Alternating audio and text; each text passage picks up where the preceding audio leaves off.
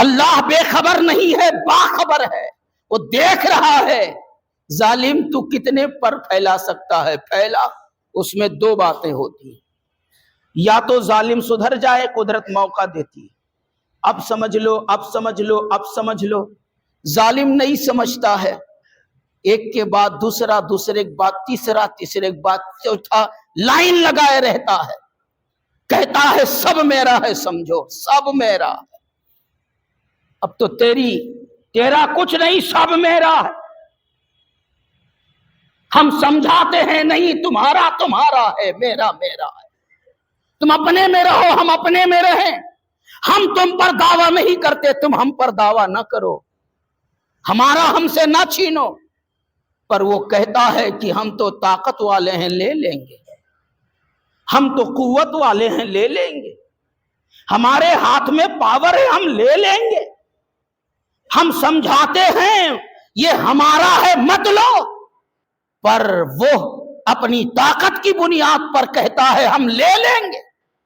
لے لے، یہاں تو لے لے گا، پر وہ تجھے ہضم نہیں ہوگا، وہ تیرے لیے کینسر سے زیادہ نقصان دہ ہوگا۔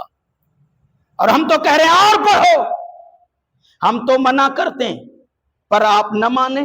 ٹھیک ہے، آپ ایک مثال کے ذریعے سمجھانا چاہوں گا۔ اگر کوئی بندہ ہائی وولٹیج کو چھونے چلے تو جتنے لوگوں کی نظر پڑے گی سب روکیں گے نا؟ روکیں گے کہ نہیں روکیں؟ ارے بھیا مت چھو، مر جاؤ گے، جل جاؤ گے، پر وہ نہ مانے تو پھر اس کا حشر تو وہ دیکھے گا۔ تو ہم تو سمجھا رہے ہیں، ہم تمہارا بھی بھلا چاہتے ہیں، اپنا بھی بھلا چاہتے ہیں، ملک کا بھی بھلا چاہتے ہیں۔ ہم ہر طرف سے تمہارے اور ملک کے وفادار ہیں، بھلا چاہتے ہیں، اور کہتے ہیں کہ تم ظلم نہ کرو۔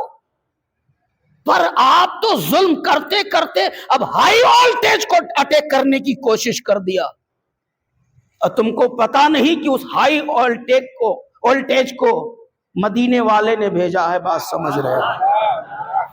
بڑی دور چلے جائے گی بات، غضب ہو جائے گا، پنگا بہت خراب لینے کا ارادہ کر لیا ہے۔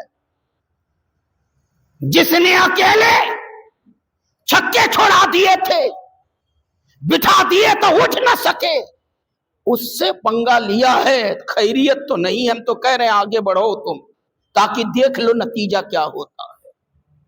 یہ ظلم کہیں نہ کہیں خطرناک نتیجہ رکھے گا، یہ زیادتی کہیں نہ کہیں بھیانک روپ اختیار کرے گی، جس سے سب کا نقصان و خرابہ ہوگا۔ اس لیے ان لوگوں کو چاہیے جن کی زبانوں میں تاثیر ہے، جن کی زبانوں میں طاقت ہے، ہاتھ میں قلم ہے، پاور ہے، ان کو چاہیے ایسے اپدریوں پر قابو کریں، ایسے لوگوں کو روکیں۔ خود ہندل ولی نے اجمیر کی سرزمین پر کتنے ظالموں کو ظلم سے روک لیا، جوگی بن کر آئے تھے، عبداللہ بیابانی بن کر لوٹا دیا، دشمن بن کے آئے تھے، دوست بنا لیا، ظلم کرنے آئے تھے، انصاف سکھا دیا۔ یہی وجہ ہے کہ ہندل ولی ہندوستانیوں کی دھڑکنوں میں بستے ہیں، ان کا راج ہندوستانیوں کے دلوں پر چلتا ہے، ان کی بارگاہ میں کوئی پرایا نہیں ہے۔ جملہ میرا لکھ لو، ان کے در پہ کوئی پرایا نہیں ہے۔ وہ مذہب دیکھ کر، مسلک دیکھ کر، ذات پات دیکھ کر کرم نہیں کرتے، جو آتا ہے وہ غریب نوازی کرتے ہیں، جو آتا ہے جھولی بھرتے ہیں۔ یہی وجہ ہے ہندو، مسلم، سکھ، عیسائی سب میرے ہندل ولی کے دربار میں جاتے ہیں، اور سب کی مانگیں پوری ہوتی ہیں، سب کی جھولیاں بھرتے ہیں۔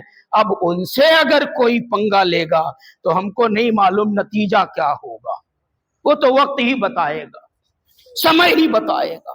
اس لیے میں کہنا چاہوں گا، ان کی بارگاہ میں عقیدت کے سر جھکاؤ، ان سے لڑائی مول مت لو۔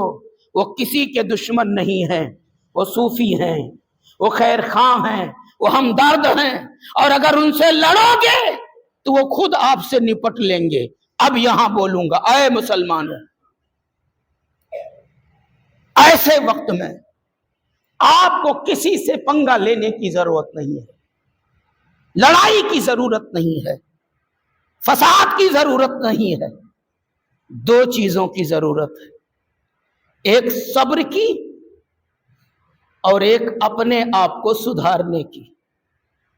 जितना मुमकिन हो, यही बात आपके अंदर असर नहीं करती प्यारे। चीख चीख कर हम लोगों का गला सूख रहा, पता नहीं क्यों आप जिद करे बैठे हैं, कतई तौर पर बातें नहीं मानते, जिद्दी हैं आप। अपने आप को सुधारो, लाओ रसूलुल्लाह के दामन के साये में अपने आप को, रुजू करो अपने अल्लाह की तरफ, लौटो अपने परवरदिगार की तरफ, लौटो मस्जिदों की तरफ, पकड़ो मुसल्लों को, उठाओ कुरान पाक, लगाओ सीने से, अपने को सुधार लो, उनका वो देख लेंगे। अबरहा भी आया था काबा ढाने के लिए, हुजूर के दादा ने कहा जा तू शौक से काबा ढाने के लिए, वो अल्लाह का घर है, अल्लाह निपट लेगा, अल्लाह काफी है। तो अबरहा का जो हाल हुआ आपने देखा,